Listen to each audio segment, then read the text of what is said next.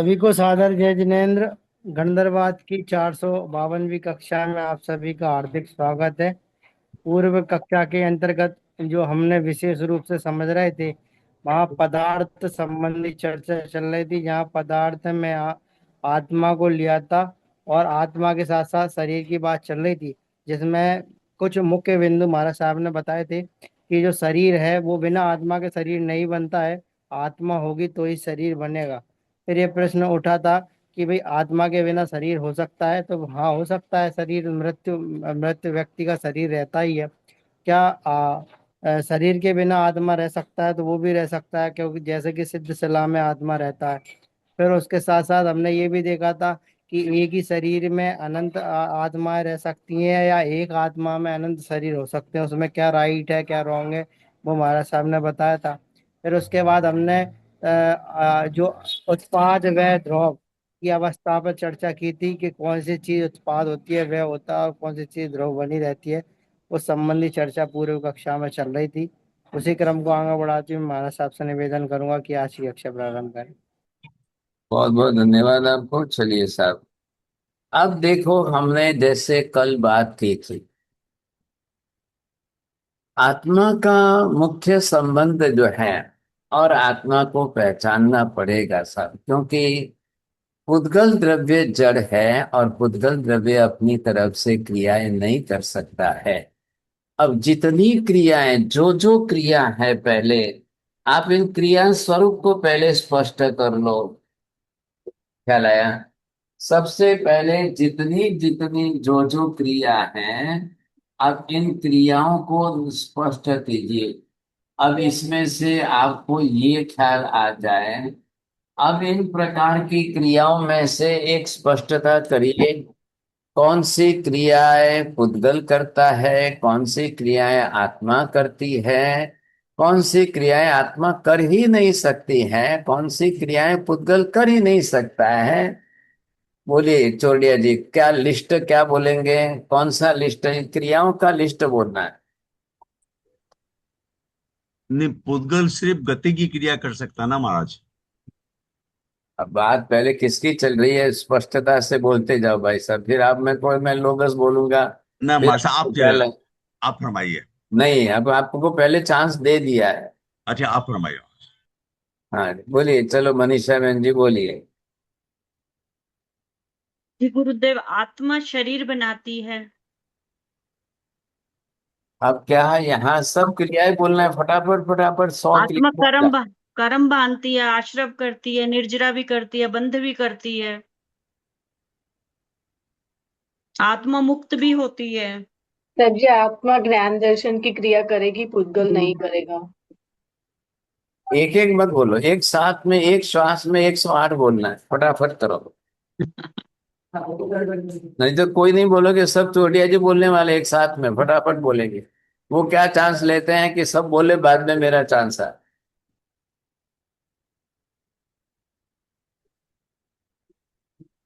हाँ जी, जल्दी करो, जिनको भी बोलना है जल्दी बोलिए। बोलिए बार वरना बार हाँ। आत्मा राग द्वेष करके कर्म बंधन करती है। आत्मा पुरुषार्थ करके मुक्ति सिद्धशिला पे विराजमान हो सकती है। आत्मा उदीरना करके कर्म क्षय कर सकती है। आत्मा ज्ञान दर्शन में रह के मुक्ति पा सकती है। इन लो, ऐसे रुकेगा तो 4-5 बोले, इतना नहीं चलेगा। आपको 108 क्या क्या तकलीफ है? खाना है, खान पीना है, रोना पीना है। सोना। खाना हम्म। पीना रोना, हंसना चलना, उठना सोना जागना, ये सब क्रियाएं बोलने में क्या तकलीफ है चौड़िया जी? 1 मिनट में 108 बोल सकते हो आप। महाराज, आधार आप पर समझ में आ स्थानक गया, की आप जो समझ क्रिया में है आ गया। सब। अब तो फिर बादाम की बर्फी थोड़ी। आप समझ आ गया। हाँ, आपने बता दी ना, खाना पीना सोना उठना चाह सारी क्रिया तो आत्मा ही करता, मैं ही कर रहा हूँ। फिर वापिस 4 ही बोलो। अरे पूरी 108 बोलना है, जल्दी करो। 108 कैसे बोलूंगा महाराज? अरे बोलो ना, एटलीस्ट सही कैसे एक बोलूंगा? बिना बिना रोके बोलते जाओ, बिना रुके बोलते जाओ। नहीं होगा, आप बोले आओ। गाला जी बोलिए। वो जो आधार पाप स्थानक में जो क्रिया है सब क्रिया आत्मा अरे 18 से की क्या बात है, 18 नहीं, हाँ आप जी, उससे 108 बोल। अलावा हाँ। अरे जानना है, सुनना है, देखना है, बोलना है, विचार करना है, सब किसकी क्रियाएं हैं? अब दो में से डिवीजन कर लो। आप सीधे सीधे ये बोलिए कि भाई हाँ जी, ये पुद्गल की क्रिया है या नहीं है। अगर पुद्गल नहीं करता है तो सामने क्रिया करने वाला कौन है, ये प्रश्न यहाँ पर लग रहा है। चलो, जीना, जीवन जीना, जीने की क्रिया कौन कर रहा है। आत्मा। संयोग वियोग की क्रिया कौन कर, अभी मनीषा बहन जी बंद रखो। संयोग वियोग कौन कर रहा है, जन्म कौन ले रहा है, मृत्यु कौन पा रहा है, एक गति से दूसरी गति में कौन जा रहा है, एक लोक से दूसरे लोक में कौन आ रहा है। अब ये सब बोलने में क्या तकलीफ है आपको, आंखों के सामने स्पष्ट हो गई। सब क्रियाओं का विभाजन करके छोड़े जी, अब आपके मार्बल की दीवार पर लिस्ट लगा के रख दो सर। जो जो क्रियाएं पुद्गल कर ही नहीं सकता है, करता ही नहीं है, वो सारी क्रियाएं सिर्फ और सिर्फ एक अकेला चेतन आत्मा ही करेगा।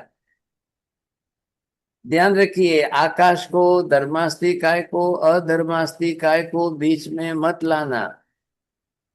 क्यों नहीं लाना है उनको बीच में, नाटा जी बोलिए जल्दी। नहीं है, चलो नाटा जी क्योंकि निष्क्रिय द्रव्य है। हाँ, वेरी गुड वेरी गुड। ये निष्क्रिय है मेरा सर। हाँ जी, बहुत अच्छा। आप कोई एक हाथ तो बिल्कुल जो है आप म्यूट अनम्यूट के ऊपर रख लो, फटाफट फटाफट टाइम से बोलना है। अब यहाँ पर जब आकाश धर्मास्तिक है, अधर्मास्तिक है, तीनों तरफ ये निष्क्रिय हो गए, वो कोई क्रिया करने वाले ही नहीं है। अब बचे कौन, दो जने बचे हैं, आत्मा और पुद्गल। हाँ। अब दो जन के अंदर आपको सारी क्रियाओं का विभाजन करना है। अब दो जन में विभाजन करते समय ये बताइए पुद्गल के विभाग में कितनी क्रियाएं आएगी, पुद्गल के विभाग में कौन सी क्रियाएं आएगी, क्या वो सही आएगी कि नहीं आएगी। और फिर आप बताइए कि जिसका हमने प्रश्न मार्क किया है आत्मा के विभाग में कितनी क्रियाएं आएगी सर।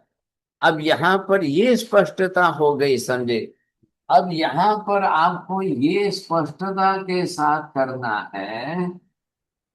अभी मैतार्य जी जो है वो मानने को तैयार नहीं है, इसलिए मैंने प्रश्न चिन्ह दे करके आत्मा के लिए सामने उसको अलग से रखा है। ख्याल आया आपको, बिल्कुल अलग से रखा है। तो यहाँ पर आत्मा शब्द हमने किसके लिए निर्धारित कर रहे हो।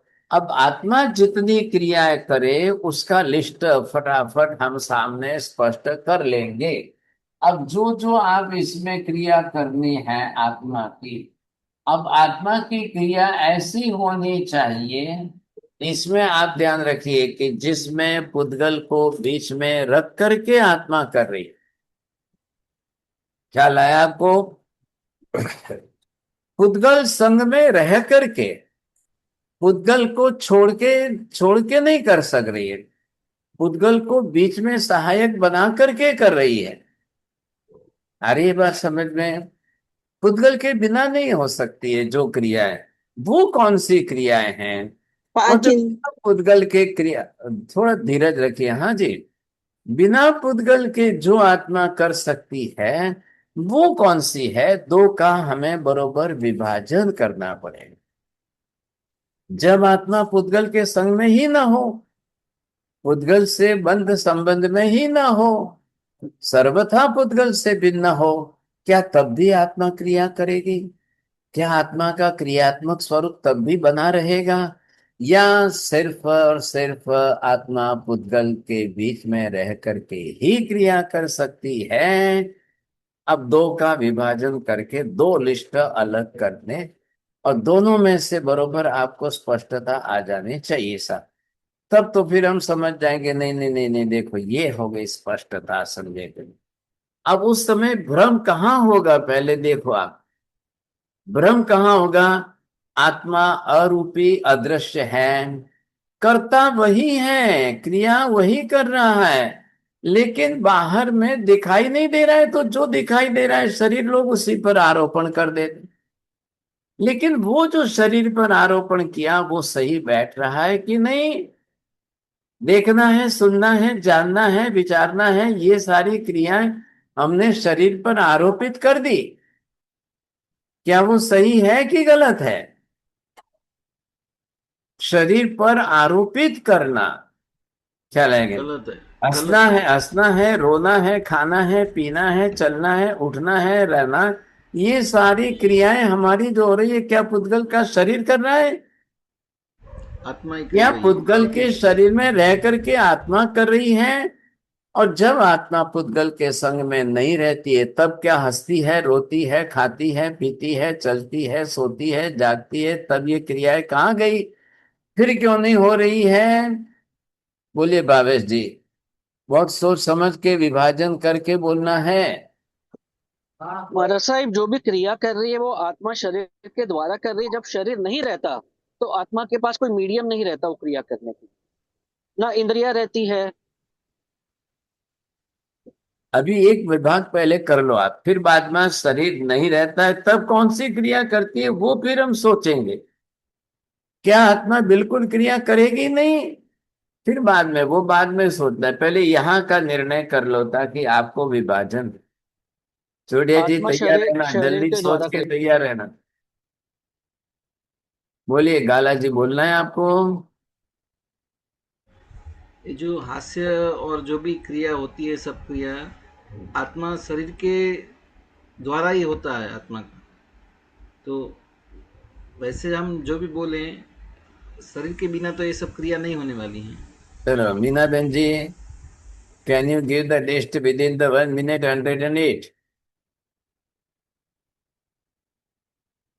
जल्दी फास्ट करिए। मीना बहन जी नहीं है, अर्चना बहन जी बोलिए। सर जी, आत्मा शरीर के बिना कोई क्रिया नहीं कर सकती। संसार में जो क्रिया होती है वो आत्मा शरीर के बिना नहीं कर सकती है। अरे भगवान, भला हो गया आपका। कैसे, अब कितने लोग इस बोलूँ? जो बात चल रही है उस पर ध्यान दो ना, जो शब्द है उसको पकड़िए। दीपिका बहन जी बोलिए। इधर का वाक्य उधर, उधर का वाक्य इधर, ऐसे नहीं होता। साहेब जी, आत्मा पुद्गल के सहित जो क्रिया करती है वो है देखना, सुनना, बोलना, हंसना, रोना, चलना, उठना, नाचना, गाना, वेरी गुड, हाँ बहुत राग द्वेष करना, कसाई करना, कर्म हाँ, बांधना, बहुत अच्छा है। हो गए तो भी 10-15 हो गए। अ, संवर करना, नहीं, आगे सोचती हूँ साहिब जी। चलो चलो, ठीक है ठीक है, इतना भी बोल दिया। दान दया, दान दया, 27 परोपकार, सारी छोटे क्रिया। गिन, ऐसे ऐसे गिन के बोलो फटाफट जल्दी। 108 दान करना, दया करनी, परोपकार करना, झूठ बोल, हिंसा करनी, परिग्रह करना, अपरिग्रह करना, निंदा करनी, पर निंदा करनी, पर उपवास करना, मिथ्या मिथ्या झूठ बोलना। अब सारी क्रिया तो आ गई।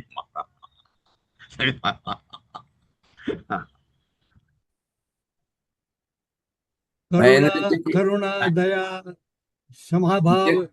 जो उन्होंने बोला है वो मत बोलिए, आपके मित्र हैं, उन्होंने बोल दिया, उसके सिवाय की आप बोलिए। अब जो बोला है, लिस्ट बोला है, अब आप ये बोलिए कि वो क्रिया आत्मा अकेली हो तब करती है कि पुद्गल संग में हो तब करती है? पुद्गल के बिना करती है या पुद्गल अकेला कर सकता है?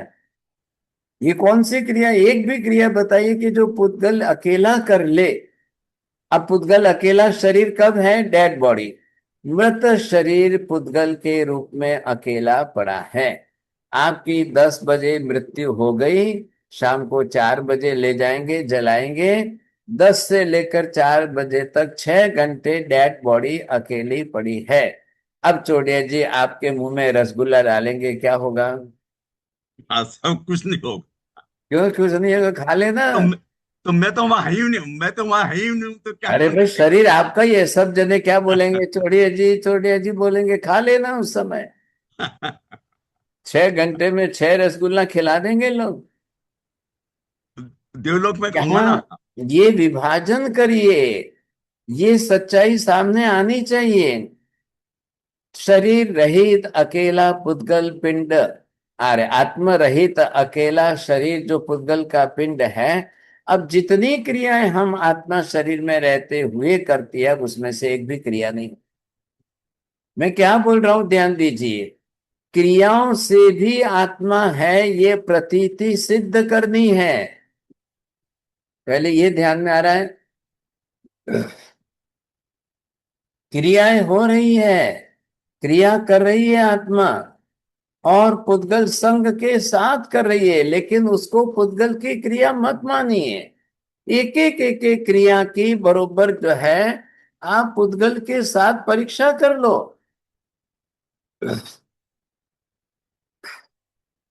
अब हंसना, रोना, खाना पीना, सोना, उठना, जागना, चलना, ये सारी क्रियाएं पुद्गल शरीर अकेला नहीं कर सकता है। ये पड़ा, देखो, डेड बॉडी के रूप में शरीर देख लो आप। अब शरीर, जब आपने मृत शरीर को देख लिया, अब वो जब कोई क्रिया कर ही नहीं सकता है, तो उसके अंदर हम उस क्रिया का आरोपण नहीं कर सकते हैं।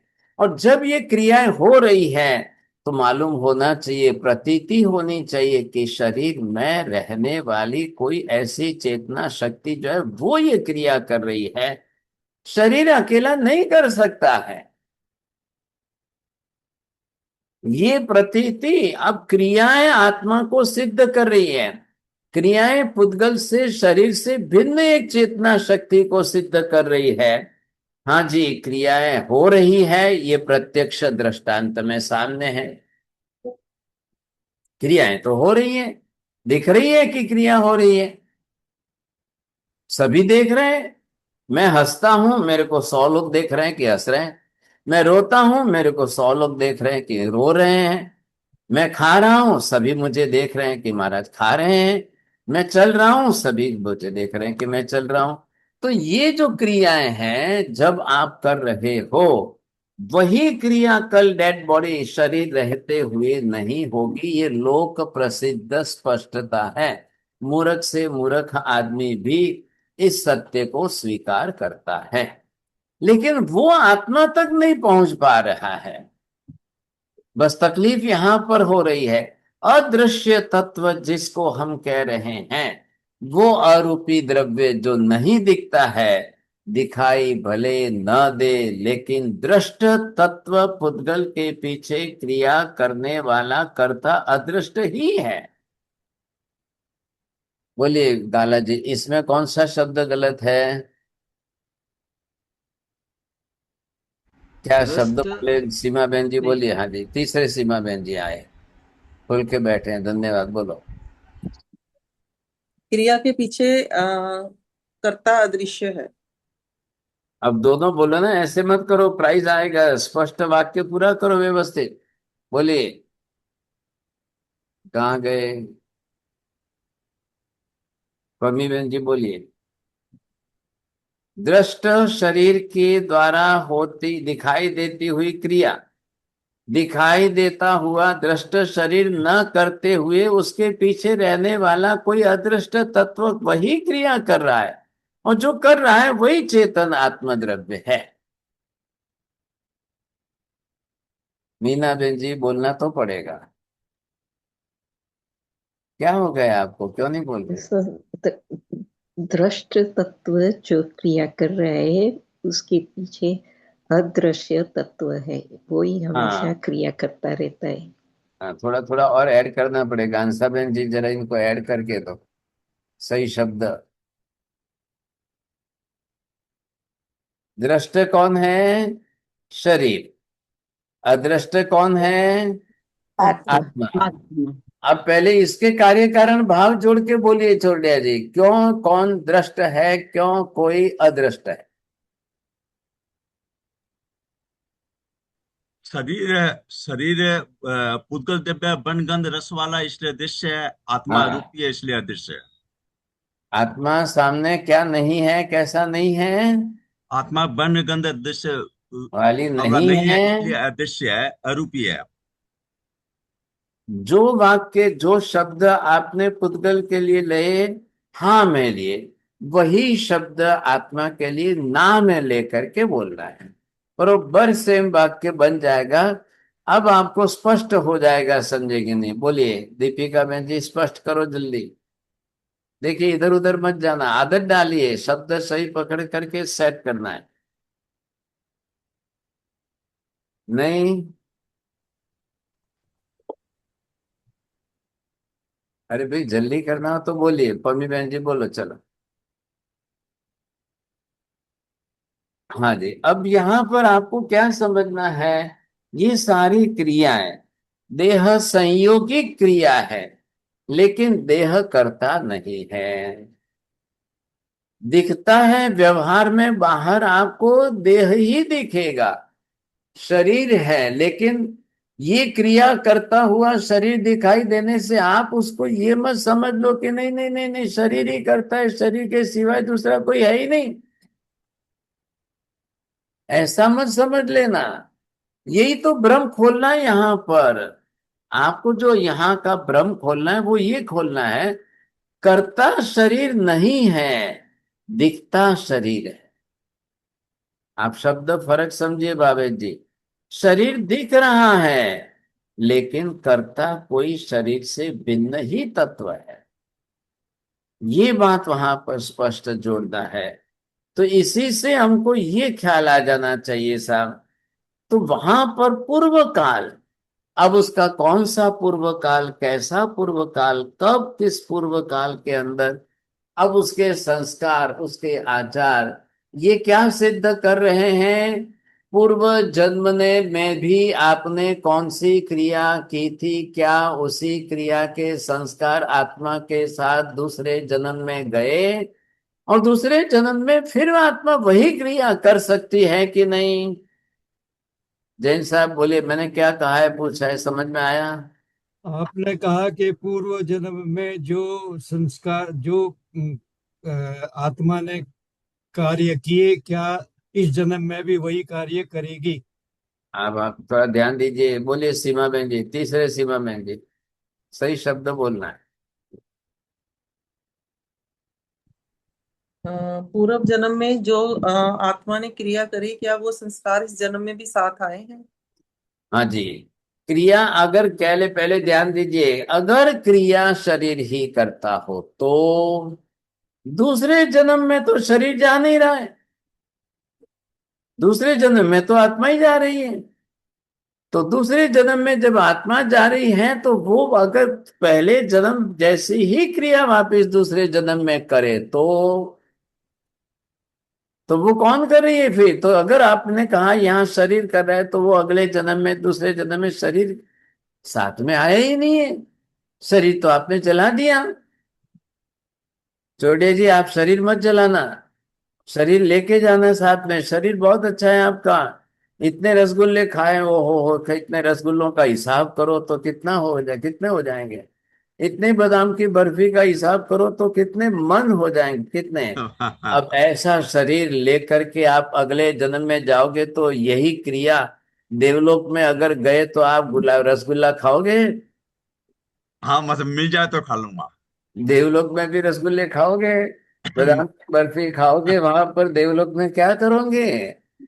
तो अगर ये पूर्व जन्म की क्रिया आगामी जन्म में साथ में आ रही है क्या, या आ सकती है क्या, या सर्वथा ना कह सकते हो क्या? जी नहीं, दोनों तरफ से ध्यान रखिए। अब कौन सी क्रिया के संस्कार दूसरे जन्म में आते हैं? अब दूसरे जन्म में कौन जा रहा है? शरीर दूसरे जन्म में नहीं जाता है, शरीर इस जन्म का इसी जन्म में जला करके राख कर लिया जाता है, फिर अकेली आत्मा ही जाने वाली है। तो आत्मा के साथ में क्रिया क्यों जाती है, संस्कार में क्यों जा रही है साहब, ये हमें यहाँ पर देखना है। अब एक बात मैं आपको क्या कहना चाहता हूं, 33 जो है मित्र इकट्ठे हो गए सन, 33। अब उनकी बात हम यहाँ पर थोड़ी सी कर लेते हैं।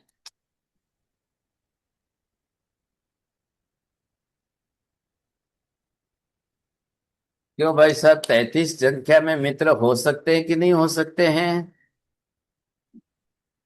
33 इकट्ठे हो सकते हैं मित्र बन करके, कोई कार्य करने की योजना, कोई प्लानिंग, कोई विचार विमर्श, कोई पॉसिबल है कि नहीं है? ना हो कैसे कह सकते हो आप? विपुल जी है क्या? आप दिखाइए, चित्र दिखाइए। ये महाराज हाँ जी, 33 लोग इकट्ठे हुए हैं, पूर्व जन्म का उनका चित्र है सर। अब बात यहाँ पर देख लीजिए, ये फिगर आया और कोई आश्चर्य नहीं है, कोई ना नहीं कह सकते। कभी 33 का फिगर आ जाए, कभी 50 का भी आ जाए, कभी 100 का आ जाए, संख्या का प्रश्न नहीं है। लेकिन यहां पर क्या हुआ कि ये जो 33 लोग थे, जम्बू द्वीप के भरत क्षेत्र के पालक नाम के नगर में से। अब वहां पर क्या हुआ कि गृहस्थों की बसाहट, जमीन बाड़ी वगैरह का स्थावर मिलकत के मालिक हो। अब ऐसे स्थावर संपत्ति की रक्षा के लिए शहर के नजदीक में आवास बनाकर लोग रहते थे। अब इस जमीन के श्रावक, इस जमींदार श्रावक जो थे 33 लोग, अब सभी न्यायी तथा धर्म प्रिय थे, भवभीरु थे और चारित्र प्राप्त नहीं कर सके, परंतु उसके अभिलाषी जरूर थे।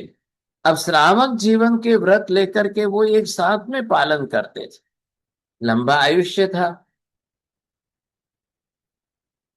अब ये क्या हुआ, इन्होंने, ये सब 33 मित्र, ये 33 श्रावक बन गए। अब इन्होंने क्या किया, साधु बन नहीं सके, श्रावक के रूप में भाई हम साथ में रह करके सभी व्रत नियम का पालन करेंगे, साथ में चलेंगे।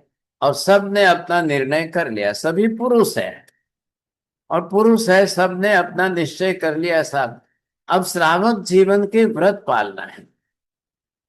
और इस तरह से व्रत पालन करते करते इन गृहस्थ लोगों ने अपनी तरह से अपना जीवन जीना शुरू किया।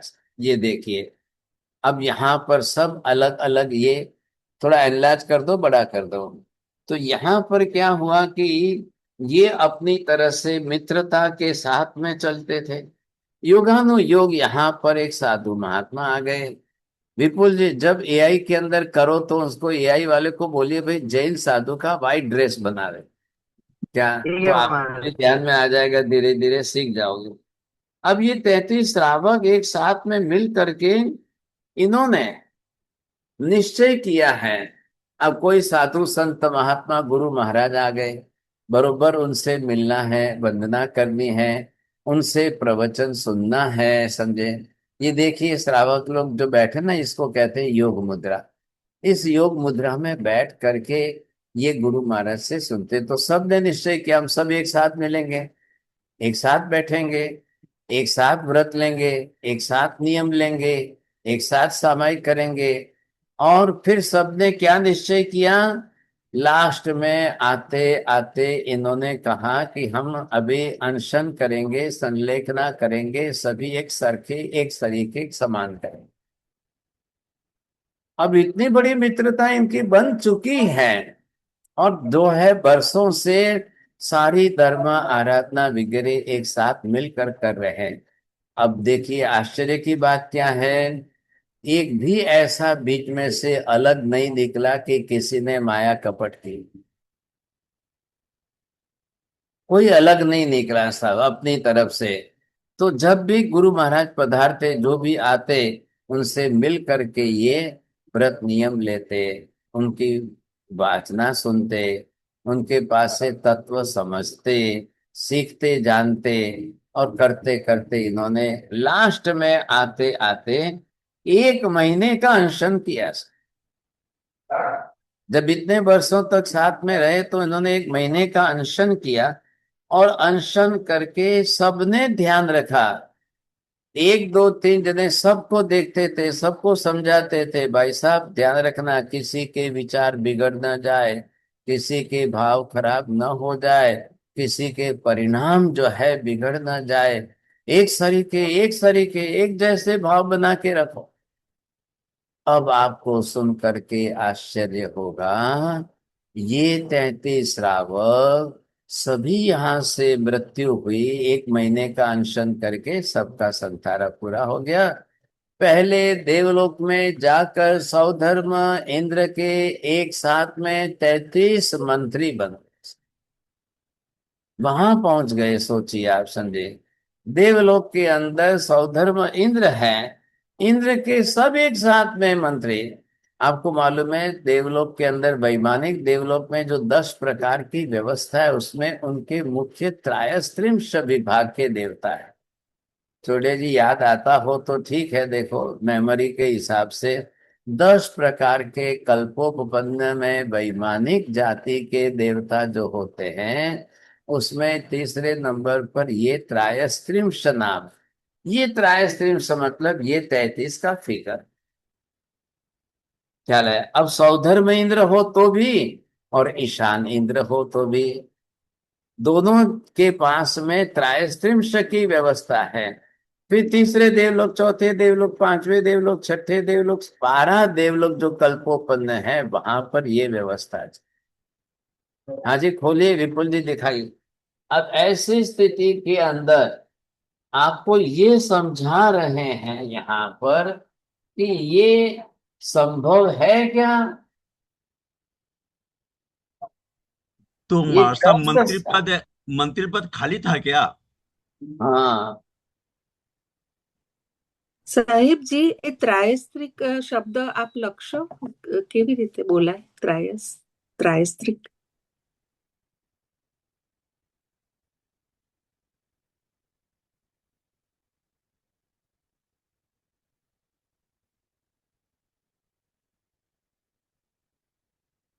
દેખાય છે। નહીં સાહેબજી, આપે જે કીધું ને 33 મંત્રી બન્યા ઇન્દ્રના, એ ત્રાયસ આપે શું કીધું? ત્રાયસ अच्छा, સ્ત્રી એવું કંઈક त्रायस्त्रिंश, હા त्रायस्त्रिंश। એ હા એ સાહેબજી।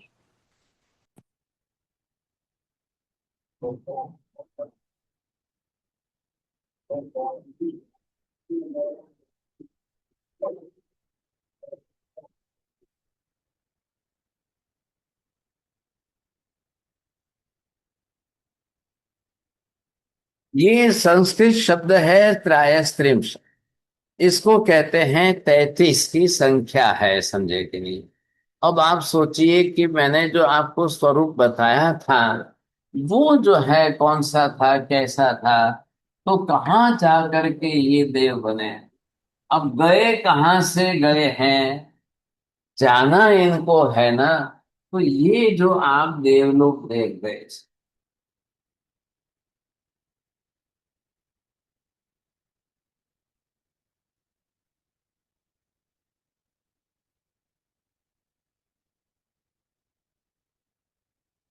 हाँ जी, ये 33 रावक है ये।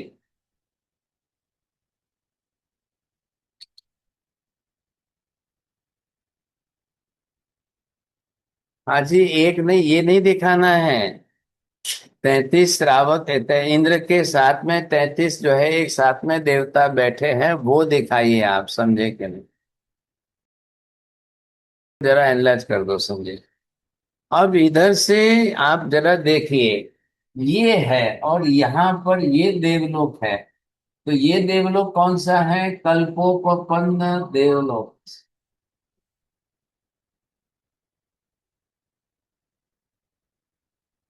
अब यहाँ कौन से कल्पोपपन्न देवलोक में? 12 देवलोक जिसको हम आप कहते हो। अब ये 33 रावक यहाँ अनशन करके सीधे जाते। अब ऊपर क्या है? 9 ग्रैवेक है और 5 अनुत्तर विमान है, तो वहां पर ये व्यवस्था नहीं है, ये सिर्फ यहाँ पर ही है।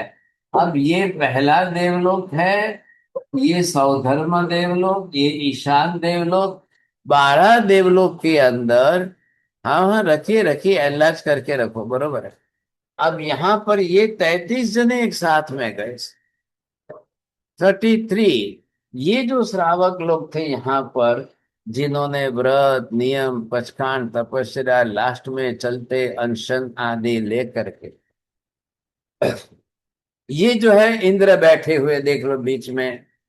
अब जैसे हमारे हिंदुस्तान में या दूसरे देशों में आप देखते हो पार्लियामेंट होती है, कोई प्रेसिडेंट होते हैं, कोई प्राइम मिनिस्टर होते हैं, फिर कैबिनेट मंत्री होते हैं, और पूरी पार्लियामेंट के एमएलए सभ्य वगैरह जो होते हैं, वैसे ही इंद्र महाराज की अपनी सभा चलती है।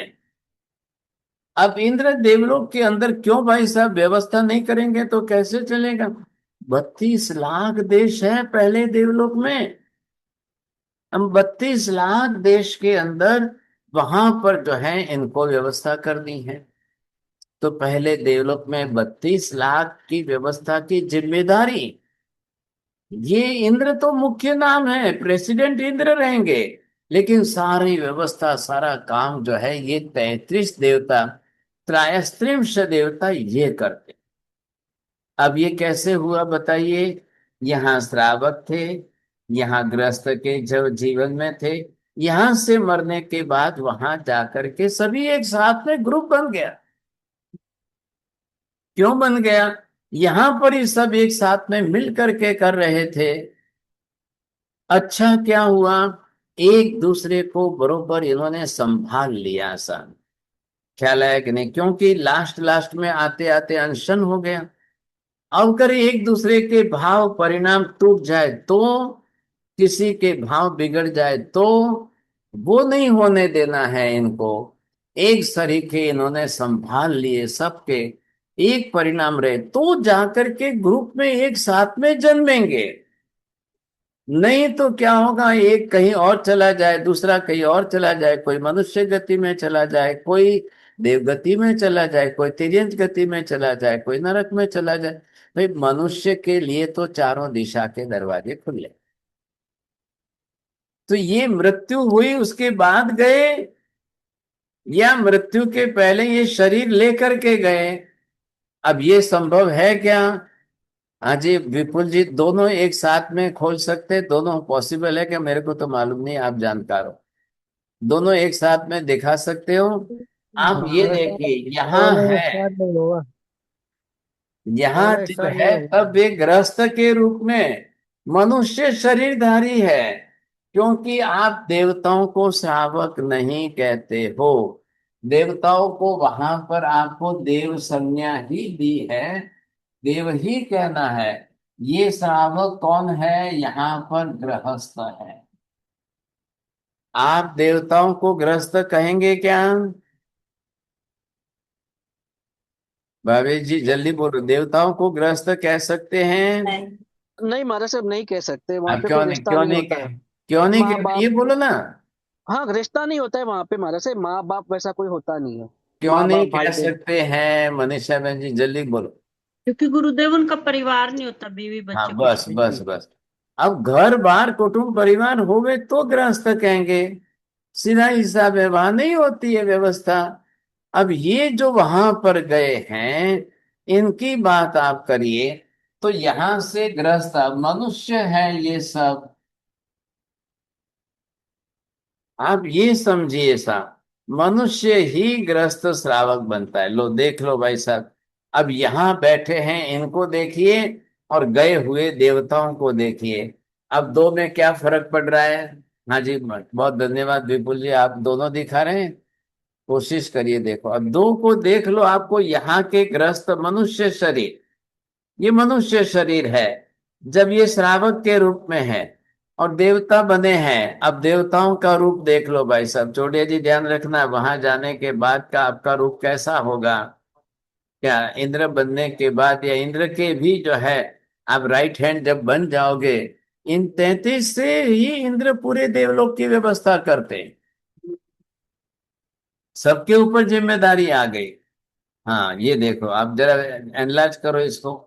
अब देखो आप, ये कोई पहचान सकते हो जो वहां सब बैठे थे महाराज साहब के सामने, और यहाँ आकर के अब आप इनको कोई पहचानिए, और ये इंद्र बीच में है, ये समझे कि नहीं?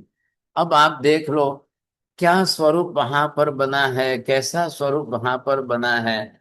अब ये सब जब मुकुट मुकुट धारण करके सजेंगे, क्या है कि भी इंद्र के ही है, आखिर पूरा अधिकार इनका है सब। इंद्र तो एक प्रेसिडेंट है कि बस वो रबर स्टैम्प लगाते हैं, उनके नाम से सिग्नेचर होंगे और फिर व्यवस्था होगी, लेकिन जिम्मेदारी इन 33 लोगों की। अब क्या है कि सबको इंद्र को प्रधानमंत्री कहो, प्रेसिडेंट कहो, उनको मानना पड़ता है। इसलिए ये लोग सब हाथ जोड़ करके इंद्र की आज्ञा स्वीकार करने के लिए तैयार हैं।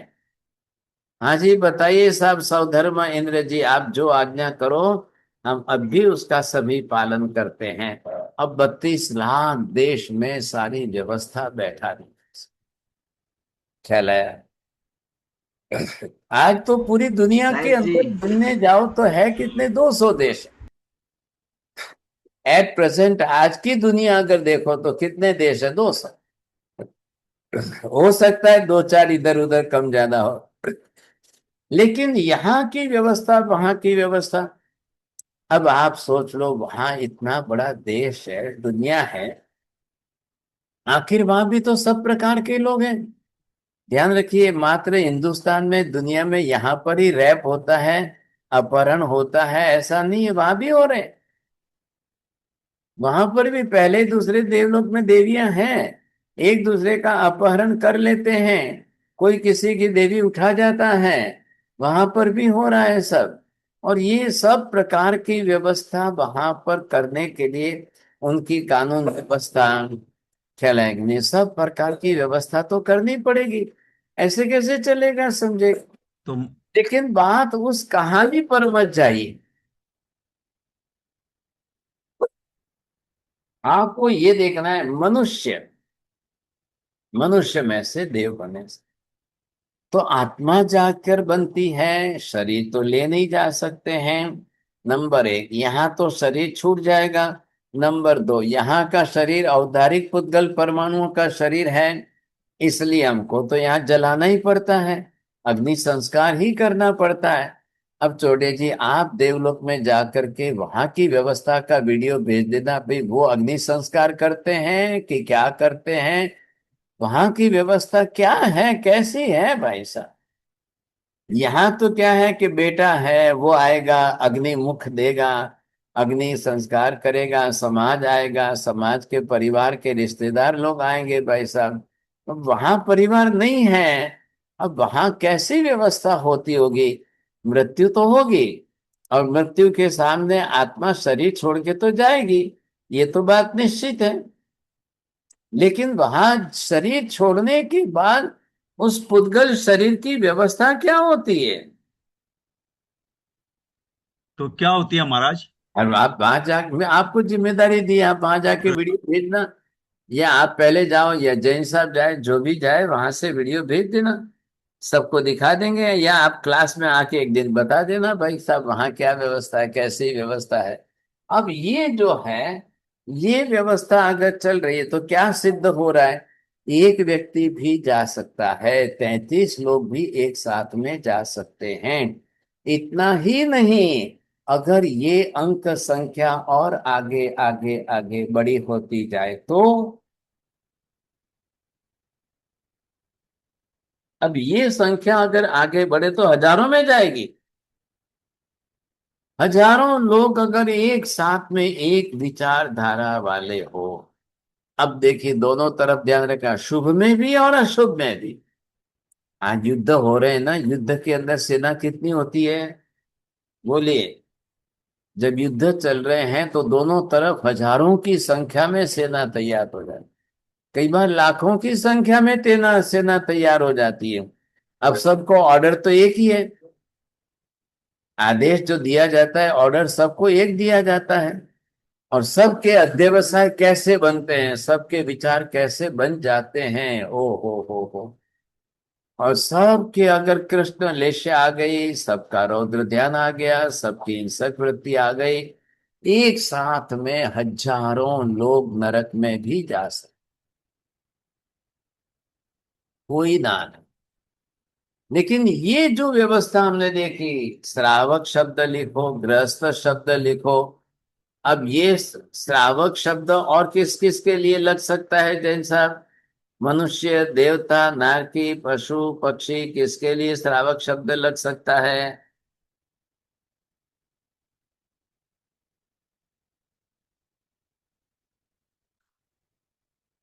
क्या हो गया, जल्दी बोलिए ना, राजेंद्र काका बोलो।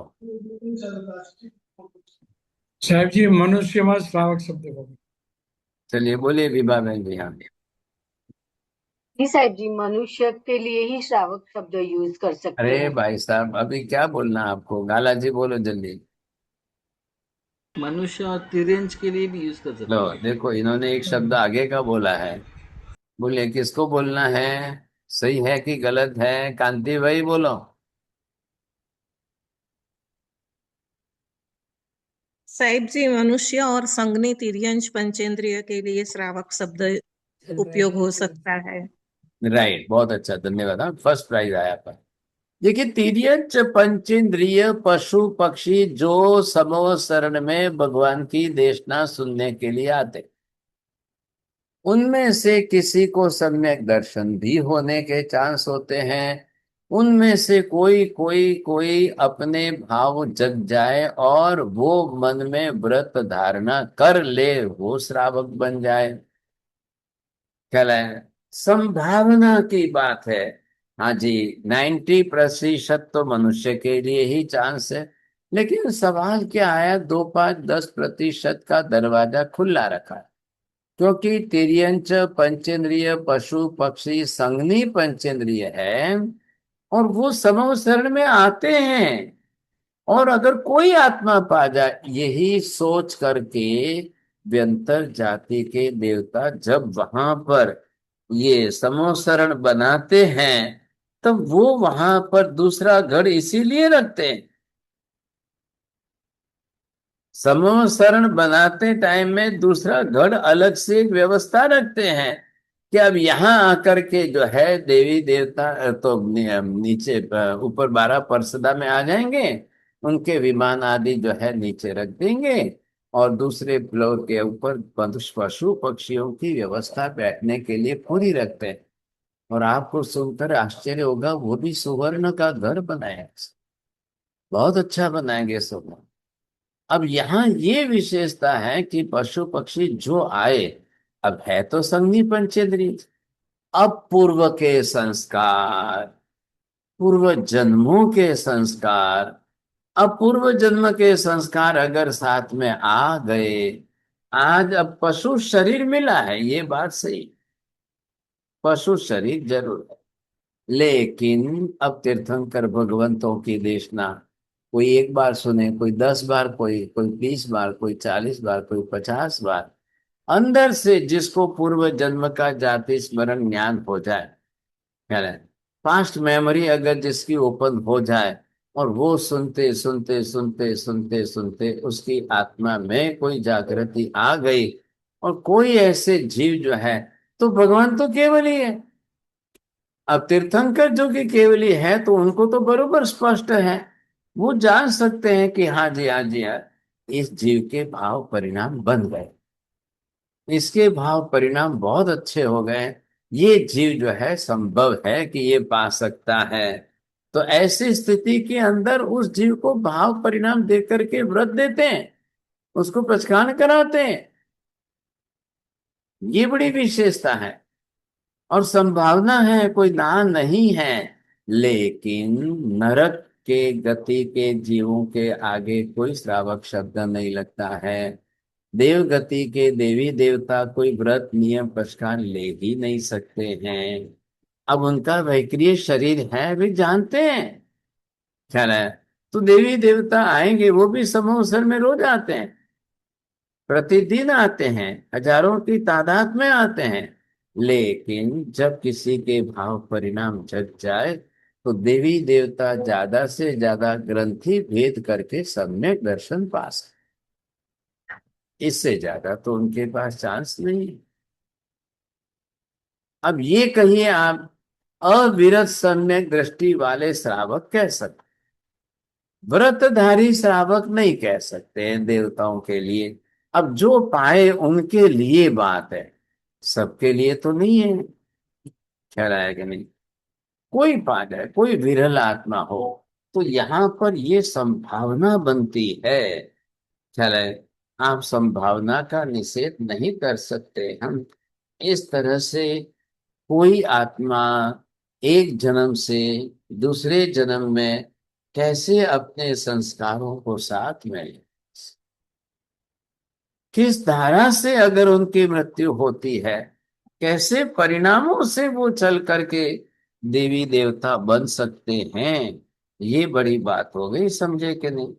तो ये देखिए, आत्मा शरीरधारी, शरीर की छोड़ना, संयोग वियोग, मृत्यु होना, आत्मा के साथ इस जन्म के सारे संस्कार उसके कर्म के रूप में साथ में है, और ऐसे कर्म के रूप में साथ में चले, फिर यहाँ से भव बदल जाए, तो ये कौन कर रहा है? ये सब कौन कर रहा है? कैसे हो रहा है? सारी क्रियाओं के साथ आपको हर चीज स्पष्ट करो,